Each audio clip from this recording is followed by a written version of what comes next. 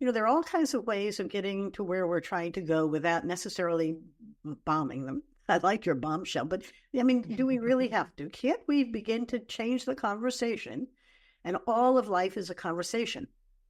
And so the words you choose, I often say, create the worlds in which you're going to live. Oh, And therefore, the one who responds well to you, you've told a good story, who matches their story and thinks, I can do this with her.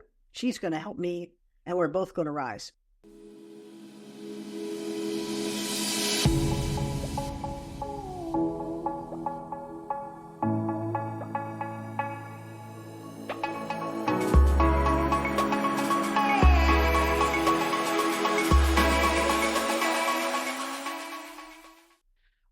welcome back to the Bombshell Business Podcast. I'm your host, Amber Hurdle, and today's guest is super impressive.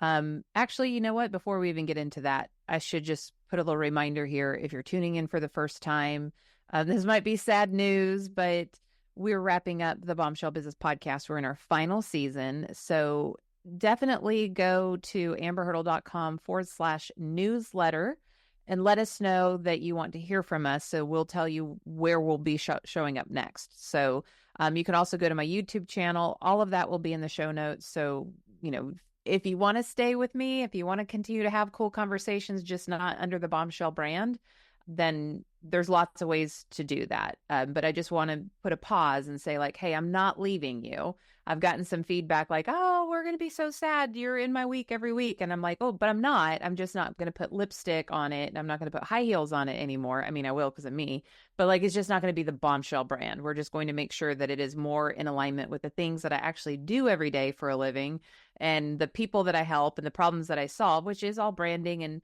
mindset and confidence and all that kind of stuff, leadership. But it's just not specific to women. And so, yes, I love my bombshells. I love my bombshell boys, but we are evolving our content. So I hope that you'll continue on that journey with me. Again, you can go to amberhurdle.com/newsletter or go to the show notes, amberhurdle.com/podcast with an S. And you can get today's show notes with links to the YouTube and all that kind of stuff. So stick with me. Now, back to today's impressive guest. I do develop girl crushes on most of my guests, but Dr. Andi Simon is incredibly impressive. She is a former anthropologist. Okay, so that is a systematic study of humanity, no big deal, with the goal of understanding our evolutionary origins, our distinctiveness as a species, and the great diversity in our forms of social existence across the world and through time. So really big picture, like life-altering concepts is what she has studied.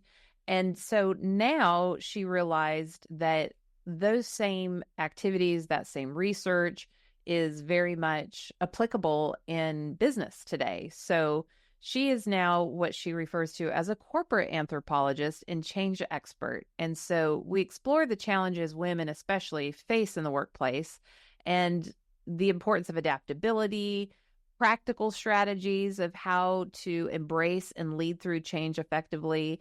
And she shares her insights on how we as women can leverage our unique strengths that are distinct to the female species to navigate this evolving business landscape and drive meaningful change in the organizations in which we serve. So I'm super excited to chat with her. Let me read to you her formal bio. Dr. Andi Simon, a pioneering corporate anthropologist, is renowned for her expertise in guiding companies through transformative change. With a remarkable portfolio, including 2 acclaimed books, Andrea has recently unveiled her 3rd masterpiece, Women Mean Business, and I had my hands on it, but I think I put it up when I was straightening up the office, so I can't hold that up right now. But it's a great book. You should get it. Over 500 insights from extraordinary leaders to spark your success, co-authored alongside Eddie Frazier and Robin Friedman. Her fervor in nurturing cultural development and instigating leadership transformations is evident through her role as founder and CEO of Simon Associates Management Consultants, an award-winning agency revered for integrating anthropological methodologies. See, I'm not even sure if I'm saying this right. That's how fancy she is. Into business strategies. Additionally, Andrea's podcast, On the Brink with Andi Simon, has soared to the top 5% of global podcasts, underscoring her influence and expertise in the field. Her latest release, Women Mean Business, offers an unparalleled exploration of the journey, strategies, and wisdom of over 100 inspiring women leaders, positioning Andrea as a trailblazer in the realm of business and empowerment. And that was a whole mouthful, but I'm telling you, at the end of this episode, you are going to be like, well, she sure lived up to her bio, because Andi is a very impressive woman, and it was an absolute pleasure to engage with her and have this conversation. And now I'm excited to share it with you. Welcome to the Bombshell Business Podcast, Dr. Andi. It's so much fun to be here. I've enjoyed talking to you before we've even started. I know. That's when I find somebody that I'm just like, oh, we're going to click. Like, it really, I'm like, okay, you have to hit record. Otherwise, you're going to miss some gold. So very excited for you to be here. And, you know, we're kicking things off because you wrote a fantastic book, Women Mean Business, over 500 insights from extraordinary leaders to spark your success. Before we even get into what is in this book, what inspired you to write this book? You know, Amber, writing is a very interesting experience. It's my third book. And my second book was called Rethink: Smashing the Myths of Women in Business. And I work with women and men who are all trying to change the way we do things so that we can have a far more balanced, inclusive, diverse world. When I got a call from one of my co-authors, Edie Frazier, who I didn't know all that well, but she had read and reviewed my second book, and she called and she said, and I love serendipity, want to write another book with me? And I went, sure. About what? I'm not sure. I said, okay, that's mine. I'm a happy explorer. But she said that your second book, Rethink, really opened my mind to the fact that it's time for us to show the world what women are doing in business. It's a time to celebrate and elevate their successes. And we weren't quite sure how we were going to express it, but she had a wonderful network. And I had some, and my third co-author, Robin Spiesman, did as well. So the question was, can we get a publisher together who will embrace the kind of approach we want to take and create a book that women could benefit from? So we talk about celebrating, elevating, and I love to talk about educating. Because at the end of the day, women need role models. Oh. You know, Mary Wright Edelman said, if I can't see it, I can't be it. And at the other hand, they really want the kind of women who are going to share with them insights that can help them really rise above the challenges that they have. And every time, we've done over 50 workshops, tours, book events, all kinds of things for this. The women inside the book and outside the book come alive. There is a gap between the confidence and competence that women have and the ability to see where they can take it and how to go. So that the wisdom, the 102 women in the book each gave us 5 wisdoms, profound, really interesting reflections on themselves and their lives. And those turn into more wisdoms, and women can't help each other enough. Please help. And so that was the beginning of the book, and we've done extremely well with it. It's selling like crazy, and women are emailing us and calling us and saying, I want to share with you a wisdom. And I said, okay, what's your wisdom? Because they all have an experience that, you know, one woman said in one of the groups, do I have to keep checking the boxes before I can get promoted? No. The woman who was on the panel with us, Teresa Harrison, said, well, I stopped checking the boxes because it didn't matter how many boxes I checked, I still didn't get promoted. And then become the whole conversation about how do we soar. And that's what I love to do. And I suspect you do as well. I do. And part of our pre-recording conversation was about that gap in confidence. And, you know, I've talked about it before on the show. I'm sure you've talked about it on your podcast. And, you know, our brains are wired differently. Obviously, our life experiences are different. And I was just watching On the Basis of Sex, the Ruth Bader Ginsburg movie that was about, you know, her first real significant victory as an attorney and everything she had to go through just to bring that about. And when we look about how far we've come as women and yet how far we still have to go, and COVID setting us back however many years, ridiculous number of years, we start to lose, women, I think, start to lose, motivation is not the right word, maybe hope. Mm-hmm. And when we're talking about the trillions of dollars that are going to be exchanging hands in the coming decade, this great wealth transfer, and how much of that is going to women, I think the work that you and I do, Dr. Andi, is critical. So that I'm just excited to hear your findings to help start creating the roadmap for women to prepare themselves for this new position of power that we're going to find ourselves in, even after the season of weirdness where we can't even decide what's going on in our own bodies. But that's a whole other story. Well, it is and it's not, because, power and control are important. But I recently gave a series of speeches and workshops, and they were different but related. The speeches were about resilience. Yeah. And I shared the stories of the women in the book who, when you meet them, Suba Barry starts off by saying, I've survived cancer 6 times. And yet she's been a top performer in the wealth management world. She's president of Saramon. She travels widely. She's very involved in Rice University. But she starts off by talking about how she overcame life's challenges. Then I have Elizabeth Birch, who I just love.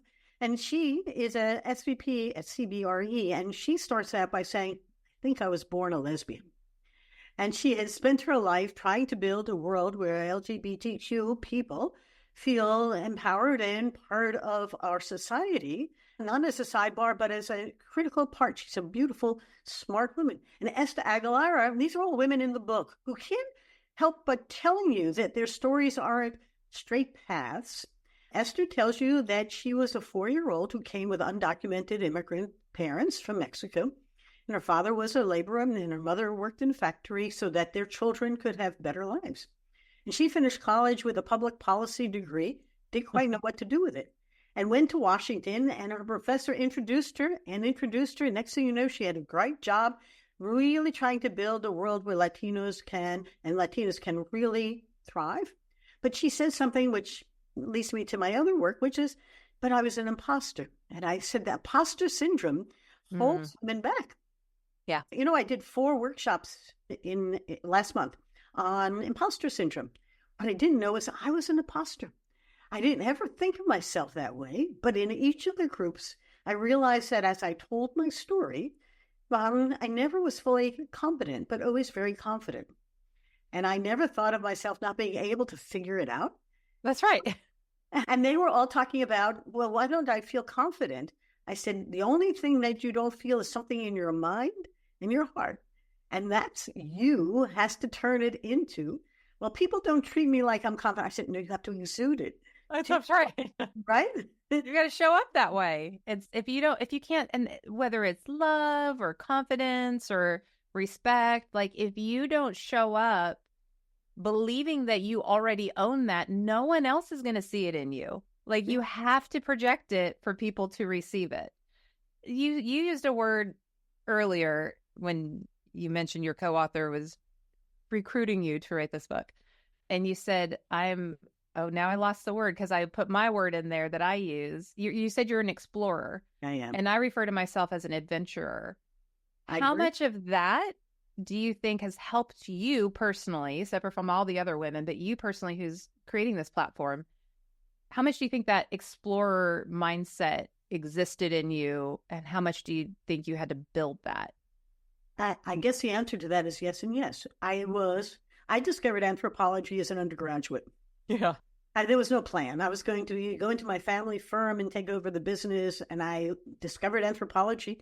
And I said, no way am I going into retail business. Thank you very much. I may have a full business there. And they said, what are you going to do with it? I don't know. So I got a tenured position, got my tenure, did my research. I actually took my daughters to Greece to study Greek women when they were 4 and 5. And I was an anthropologist, really curious about how different cultures develop, thrive, and change over time. That was my passion and my purpose. And then I got into industry and business to apply it. And I spent 14 years in banking by chance and 7 years in healthcare by chance, helping companies change. I was an executive, and I realized that people hate to do what I find so interesting, which is to change. And then after 9/11, I said to my husband, it's time. He said, yes. So I launched my business, and my PR firm said, you're a corporate anthropologist that helps companies change. And I went, bingo, I got it. But to your question of an explorer, my archetype is I'm an explorer and a philosopher. And I said, those are perfectly fine descriptions of the way I see the world. If it's unclear and unknown, I'm happy. Let's figure it out. Yeah. Well, and I asked that question because as we move into the labyrinth of challenges, as you referred to them, that women confront in work and life, I can't imagine. I just taught change to, I have another company and we do these quarterly leadership trainings for subscribers. And I'm certified in the change cycle. And it's not that you and I don't struggle at all with change or that we don't hit some of the same parts in the cycles and, you know, some of the challenges don't hit us right in the face. But I think that because when you are an explorer, part of the exploration process is that you don't know where you're going. Right. And so you can prepare as much as you know to prepare, and maybe even a little more than that. But at the end of the day, I think explorers, adventurers understand I'm going to, for sure, bump up against a challenge that I'm ill prepared for. And I'm going to have to start going into problem solving mode. Why is that a distinct trait for the majority of women in the workforce, to just accept that it's going to be hard and tackle it when they get to it? You know, that's a very good question. Almost worth doing some research. But why do women look at the challenges, look at work, maybe life? I mean, the pandemic was really an exaggeration of the world of women. As a guys who moved back home, but you had your parents, you had your kids, you had your spouse, you had your job, you had your community groups, and you had to figure out solutions that we did. And I was always fascinated by clients who said the women who rose to the top to manage, I never expected. I said, that's because you never let them manage. And they took a crisis for you to give them a space to rise up to. But think about it. We are trained from an early age on how to solve complex problems. Our careers, from the time we're young, are never straight lines. You know, I met a woman who said when she was 10, she wanted to redesign the White House. And she wasn't, so she went into architecture and then realized that wasn't going to get her there. But you don't really know where we're going, and we are curious. And I think curiosity is one of the traits that women really need to appreciate. And they're willing to say, I really don't know, but I'll figure it out. And when they do, they rise to the top in very cool fashion. But I don't think that the world is ready for very powerful, curious, exploratory women.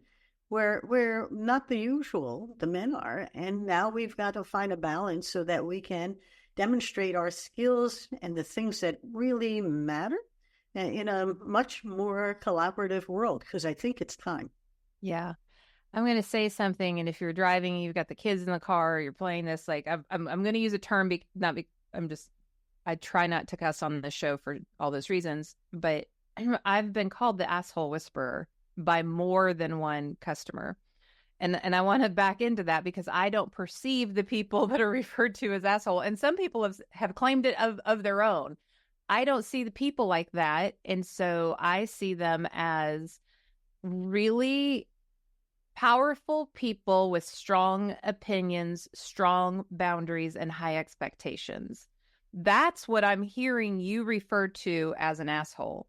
For me, I'm like, that's my favorite customer. Give me all your assholes. That's my person.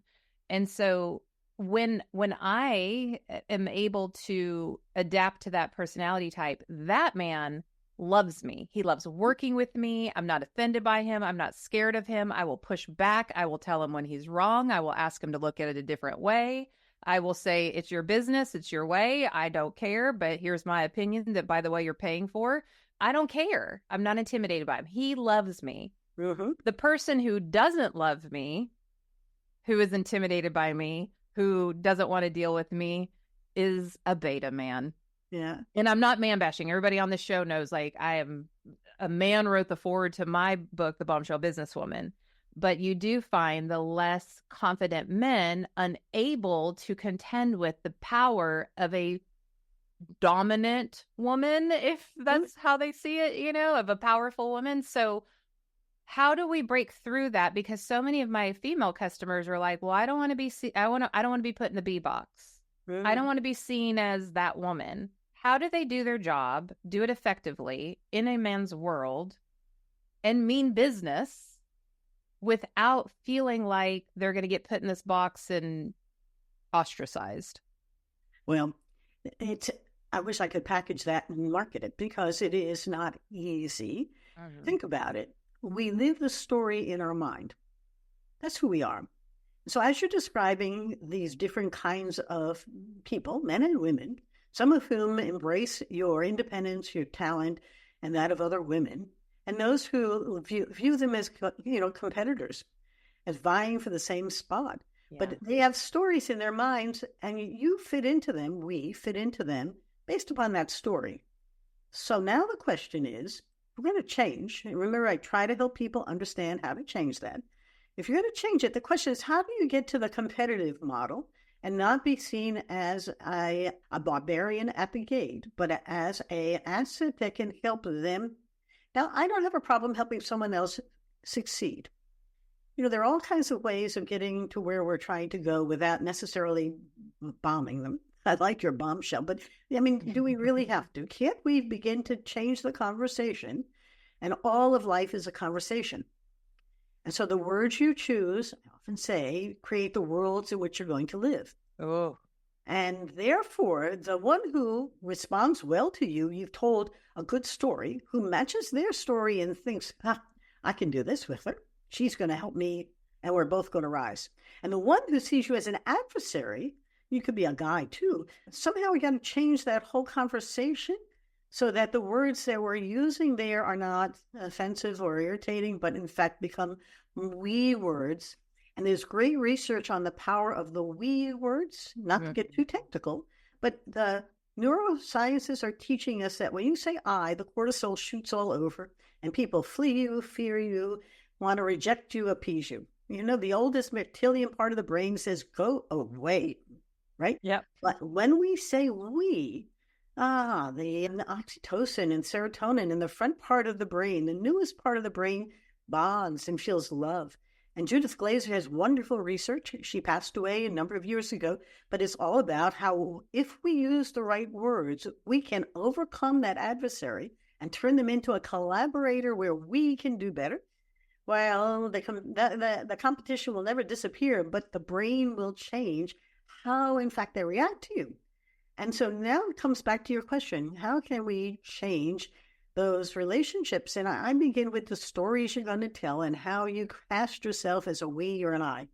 And if you come across as an I, watch the cortisol flee around, because it's going to make you not a good teammate. But if we talk about we and team and collaboration in the right words, it takes it a whole different pathway. And I like the science coming out of the cognitive sciences and neurosciences. It gives us something more than that's what we should do. This is really good science, and you can see it actually working. So yeah, yes. That was super helpful. And I don't think you can overshare the data, especially for my audience. There's a lot of very strong women who follow this podcast, and they're about to follow yours. I guarantee you that. And it's just like that you're too much, or, I have a keynote that I do where I kind of act it out on stage, and it's, like everything that Bob could say, that would be totally fine. But if Martha says it, then Martha gets pulled to the side, and it's like, you were a little aggressive in that meeting, or Bob thought that, and it's like, wow, or you're in a meeting and you give an idea and then it just is glazed over, and then Bob gives the exact same idea and they're like, what a great idea. Like, yes. How do women not want to just pull their hair out in the middle of a conference room when things like that happen? Well, if you think of theater if you think of those situations as if it's theatrical performance, and I try to use the metaphor because it's hard to change everything while it's happening, but if you can prepare and rehearse your staging of that, then you have some allies that you prepare ahead of time. And we've all been there. Trust me, I was on a board, and I went into board meetings. There were 49 men and none in me. We didn't say much. And I realized that if you're going to say something there, you better have a whole lot of folks who are going to hear you. If not, they delete you before you open your mouth to say something. So that's not easy, but remember, the bonding of the herd, that tribe, is so powerful that you're going to have to figure out the ways to navigate it. And I use the metaphor of theater because if you play one role and it doesn't work, then what different role could you play in order to create the right kind of collaboration and collegiality so they hear you? And good CEOs or leaders will prepare the room to listen differently. And I did one workshop that was just so much fun. Everybody had their time to speak. And we deliberately set up time for everyone to speak and share their ideas around whatever problem we were solving. And the women didn't get cut off. And when they spoke, somebody was asked what, in fact, they heard. And what they heard wasn't what they meant. And the brain is wonderful, but you got to really reskill folks so that they can begin to think. And or you have to find places where you fit in. And that's a different strategy. I love that. And I agree with your set up the room before you go into it. No matter if you're struggling being heard as a woman or at all, I think that's a strategy that if you want something to move forward in a meeting, you better get your posse together before you go into that room. Exactly. Give them a heads up, especially somebody who needs to think their ideas through before they have an opinion, because if you put them on the spot, it's going to be a no. So I love that. I love the analogy of the theater and what role do you play in it. And I think as women, sometimes we assign ourselves roles that were never even given to us. You know, nobody asked us to play that role. But here we are making photocopies of the agenda and making sure that the coffee's working. And it's like, well, how about you not worry about that and let an administrative person handle that? And then maybe you might be treated like an executive at that conference table. So. You can say that often enough because people get put into boxes. Mm-hmm. They let themselves in those boxes and they have no strategy for exiting the box. And then they get angry that they were put in there. So who told you to go get the coffee? I know you want to be kind and generous, but maybe you can delegate it to someone whose job that's appropriate and not yours. So these are not easy times for anybody, but women are moving into the workforce in numbers that really need to be respected, and our smarts are really coming through. Yeah. I mean, I left the work world because I went and listen, I worked with the greatest senior leaders. I mean, I have nothing, super supportive. Before I had my hysterectomy, I want to say almost 100% of the male senior leaders in my company came down to the dungeon where my office was underground and sat with me and said, you know, like, okay, Amber, you're not going to be yourself. My wife went through this, like, so I'm not at all man bashing here. They loved me. I love them. But when I started asking about my growth in the company, not one of them could see a path for me.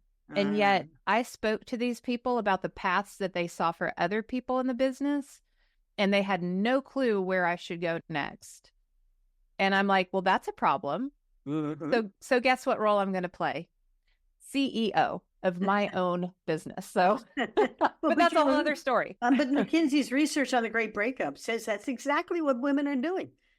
Because nobody is paying attention, but the talent pool is going to shrink. And it's time for us to look at all the great talented Latino and Black women and women from different backgrounds, Asian women and women like you and myself, who are bringing the talent there or going out and forming our own companies with great joy and success. Isn't it fun? Yeah, it's really weird how much I'm listened to now. I was listened to before. I will say I cannot, the men that I've worked with have been incredible mentors to me. I am definitely the exception. And maybe that's where a lot of my not that I haven't dealt with things, but by and large, the men who had the power shared their power with me. They opened doors, they opened opportunities. So I know I'm fairly unique in that. You know, talk about fitting into people's mind stories. I paid a prospective client after I went into my own business, a meeting, and I was in healthcare, and he was a head of an emergency room at a hospital and wanted some help. And I sat down, and 2 weeks before I would have been amongst the colleagues there, but now I was a consultant. And as we went around listening to people talk about what they were looking for, he said to one of the guys, well, I don't want to hear from you. I want to hear from her. She's the consultant expert here.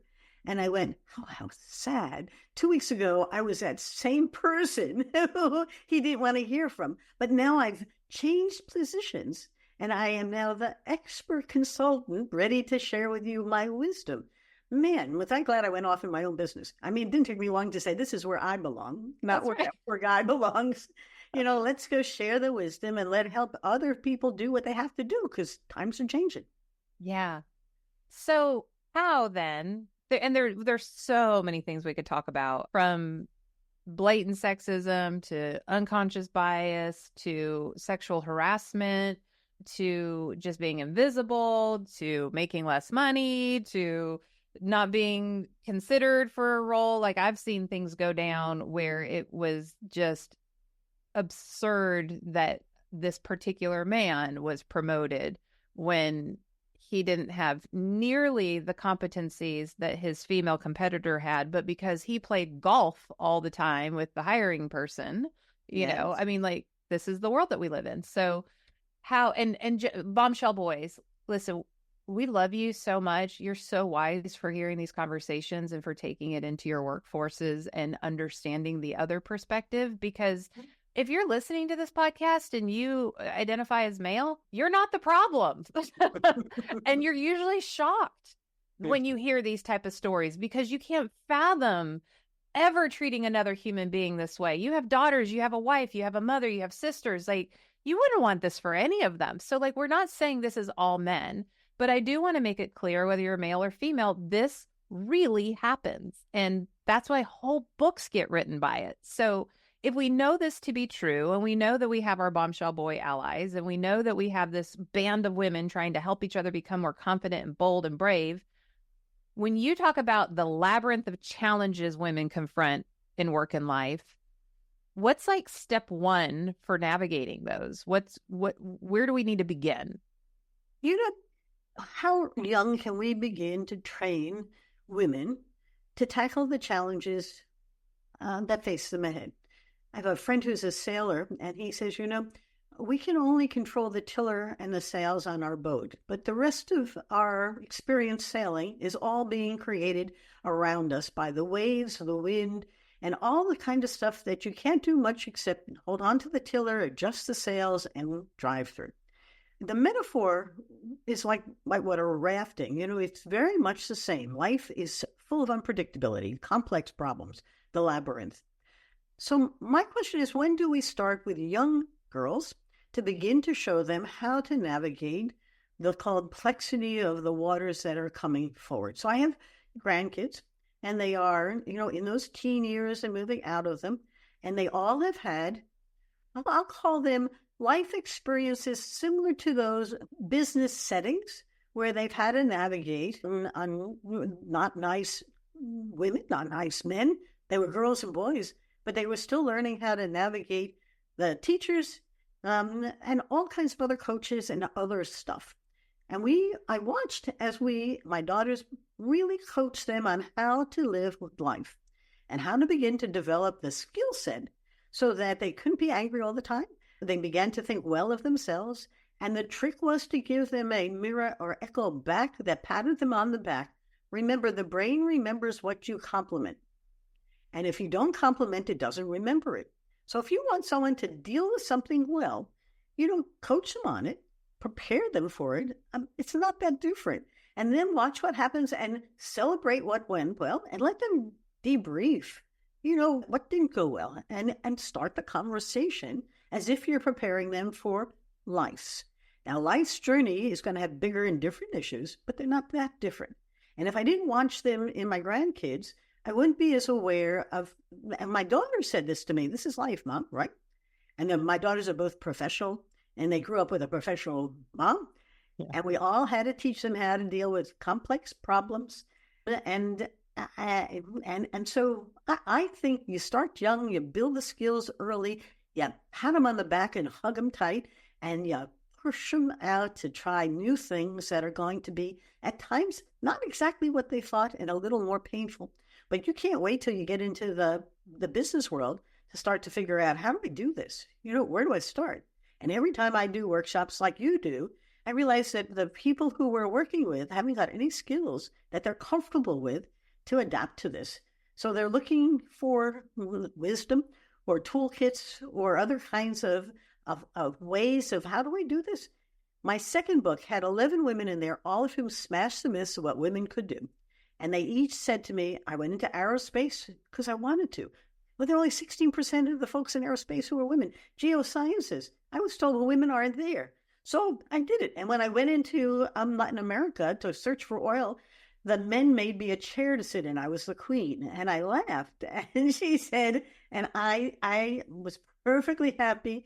But I started in geology when I was in high school because I put my boots on and went walking every weekend to see what was there. Start them young, build them up, and begin to change the way in which girls and boys are interacting as youngsters. And I do think you're going to have to start young. I do agree 100%. I just got off a call with somebody in the UK who's a vendor that my daughter actually introduced me to. And we started the conversation with him saying, like, your daughter is, I don't remember the exact word that he used, but just that she had an incredible work ethic and that when she wants something, she's going to figure it out and get it done, no matter what it costs. If it was within her boundaries, not the boundaries defined by somebody else, but there is a value of freedom that I instilled upon my children.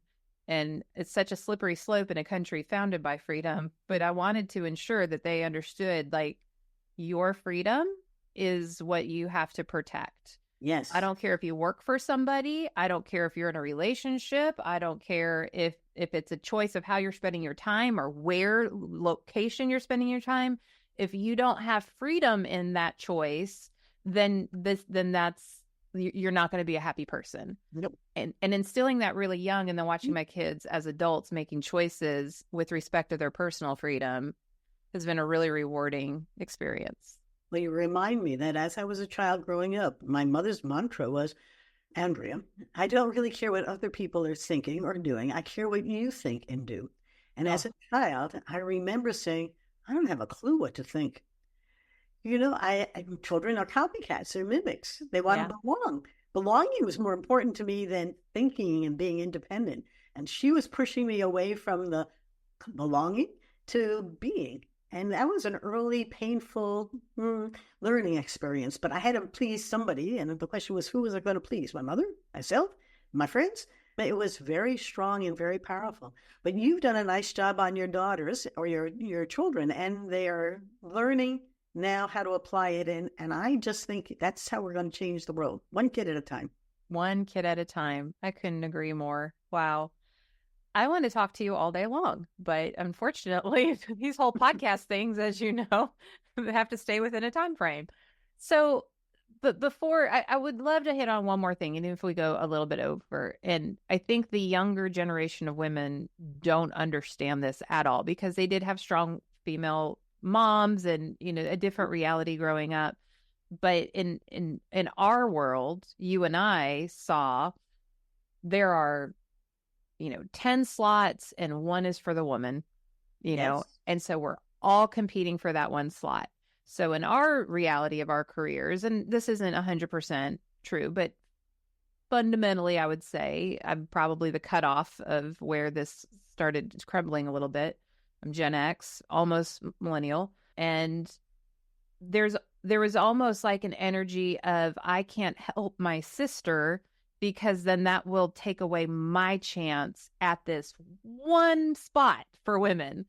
And I can't blame women for circling their own wagons around their own health and family and financial and career success, but we're not there anymore, but there's still a little bit of that going on. So how do we contend with that dynamic where we can show compassion and empathy for why women behave this way in the workplace, but still hold our own personal power and not let it negatively affect us if they're trying to put us at a disadvantage to elevate themselves? There are multiple themes in what you just said, because I have a friend who runs a company that's pretty balanced, and she makes sure that the jobs have equal pay and that she has a nice balance of men and women. But as she says, but still the next level up invariably has limited slots. And the question is, how do you balance the way in which you enable people to move up there? There's some recent research that I think is going to be transformative, where people are saying, I'm not interested in moving up. We can see that the hierarchy is pretty narrow. But we are interested in learning new skills and becoming more competent and beginning to get paid for our competency, not necessarily our position or our power. And I'm hoping that the world that technology, the fourth industrial revolution is bringing, is going to change the dynamics. Yeah. Because who are we going to look for now? Smarts. There's an organization that I heard about in Sweden that wants 1 million women who are into the AI world. And they're beginning to recruit women to become, part of the whole AI transformation, because you really don't want them all to be dominated by men, which they are. Now the question is, how do we get women into this? How do we get people of different backgrounds into it? If we're intentional about it, we can change the complexion, literally, of what's going on. Now, going back to your question, how do you look at the hierarchy when there's one slot that might be good for a woman or a person who is diverse, as opposed to, having an equal number of slots? And that's really tough. Remember, these are tribes, and they have their hierarchy and their structure. And to preach to them that they should change may or may not go over. And then the women who are there moving up have some choices to make. And I don't think that those are necessarily bad choices. You can stay and be frustrated, or you can find another place. If you're talented, they'll be ready for you. Or you can do like you and I did, is launch our own business and find that network of women ready to help each other build the business. And I guess since I focus so much on helping companies change, it's not easy to see what you're missing until you have a crisis. And I often say, hire me if you're having a crisis, or create one. If not, you won't pay attention. And if you don't think of your crisis, forget the word change. We'll improve, or we'll make small changes until you optimize. We'll optimize. Well, the words you use create the world you're in. And That's change right. is a painful one. It is. And it's so crazy because change is the only constant. And it's not that, I think most people, it's not about the change, it's about the stability that they're looking for. So how effectively can we move through the change in order to then stabilize it in a way that feels comfortable enough for us to ready and ramp up for the next change? Because it's coming. Yes. The world's weird, and we're in the middle of weird right now, and it's exciting for people like us, and it's terrifying for people who don't love change. But right now there are 0.8 applicants. I'm looking right now, the number of unemployed persons per job opening seasonally adjusted on the U.S. Bureau of Labor Statistics, 0.8 applicants. So if you're not being heard, if you're not being seen, if there is only one position, I think there's some people hiring right now really looking for maybe a warm body, let alone your fantastic talent at an executive level. Like that's the hardest to recruit for right now in a specific marketing. There's so many really female dominated areas of professions that need to be filled. That's a whole other podcast episode. Yes, but don't leave the listener or the viewer not realizing that this is in your own hands, much more than you think. Because if you don't take control and charge of your career and begin to talk to people, you don't know what's available, and you get stuck. That illusion that you want stability, there is none. You're looking for consistency, maybe. But then a pandemic comes along and everything changes, and you go, oh, and now you're coming back from the pandemic. I got to change again. Yes. Welcome to the world. And so forth and so on until we die. That's how this is going to go. So I'm going to ask you, before I get into all the different ways that people can find you online, what parting piece of advice would you give to a bombshell, a bold, brave, unwaveringly confident woman, or I want to just put the little caveat on there, if you're a new listener, it's not that we don't fall down, it's that we get back up. So my parting words, it's interesting because in the book, Women Mean Business, each one of the 102 women gave us 5 wisdoms, but neither me or my co-authors put in our wisdoms. I mean, we compiled it. And so we've been spending a lot of time thinking about the wisdom. So my parting wisdom, the first one is make change your friend. Mm-hmm. Now think about it, because our whole conversation today is the challenges that women are facing.